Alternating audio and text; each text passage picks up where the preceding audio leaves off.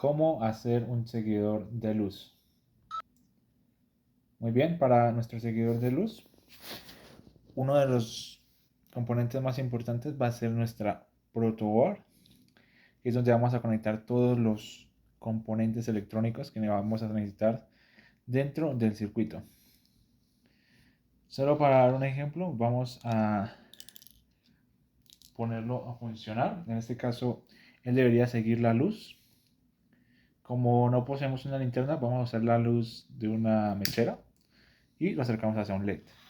Inmediatamente, al acercarlo hacia la fotorresistencia, el carrito logra avanzar.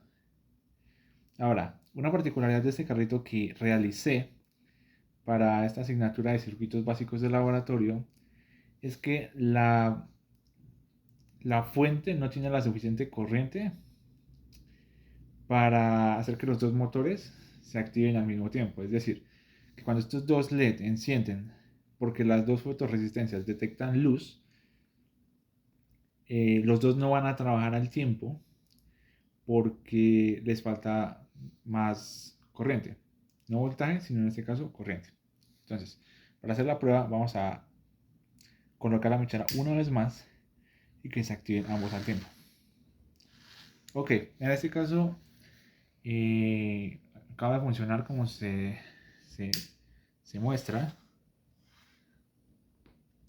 pero cuando ya vemos en algunos momentos que ambas detectan la luz, bajan su resistencia, permiten el flujo de corriente, los transistores funcionan como interruptores de corriente y finalmente el carrito logra avanzar. Ahora voy a proceder a explicar un poco más acerca del circuito. Resulta que pasa que este circuito tiene dos motores, uno para cada rueda, para cada lado. Y este circuito consta de dos circuitos por separado. En este caso podemos ver que a la parte superior de la protoboard tenemos el circuito para este motor y en la parte inferior de la protoboard vemos otro circuito para este otro motor. Si miramos en la parte de abajo podemos observar los dos motores y en este caso dos fuentes de alimentación que en realidad solo está funcionando una para este momento.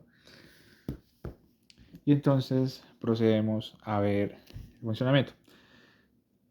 Tenemos dos fotorresistencias para cada circuito, pero voy a explicarlo con un solo circuito para entender más a profundidad el funcionamiento de dicho circuito. Resulta que pasa que la fotorresistencia funciona como una resistencia gracias a la detección de luz, a su material. Entonces, cuando la fotorresistencia detecta luz, la resistencia que ella ofrece cae y permite el flujo de corriente.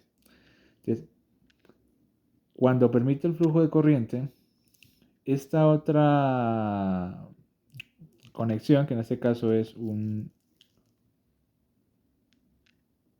resistencia de una K, envía una señal al transistor, envía una señal aquí al transistor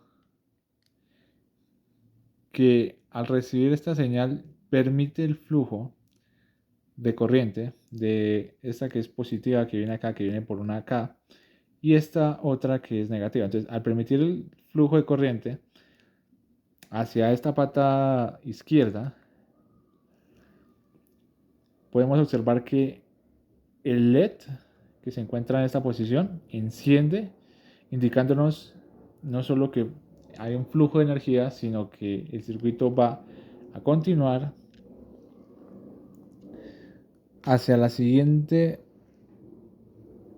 pática, que es la de la mitad de este otro transistor, que es el que nos va a permitir que funcionen los motores. Entonces, cuando este LED enciende, este recibe la señal en la base, este transistor. Este, como ya está conectado aquí a negativo, esto nos falta aquí esa terminal que viene del motor. Entonces nos permite el flujo de corriente hacia los motores.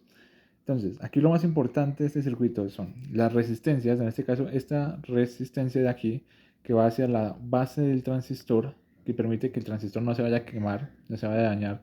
Y esta otra resistencia que también es de una K, que nos protege el LED que tenemos a este lado. ¿Por qué? Lo que pasa que este LED no aguanta un gran voltaje y si lo dejamos directo, él nos va a encender la primera vez. ¿Qué nos va a suceder? Cuando él nos encienda por primera vez, lo que realmente está pasando es que el LED se nos está quemando. Y se nos quema. Y a la próxima vez ya no nos vuelve a funcionar para absolutamente nada. Entonces, por eso es importante esta resistencia para la protección de este LED y esta resistencia para la señal de la base. Aquí en este caso ya no tenemos ningún tipo de resistencia para la base de este transistor que tiene tres paticas.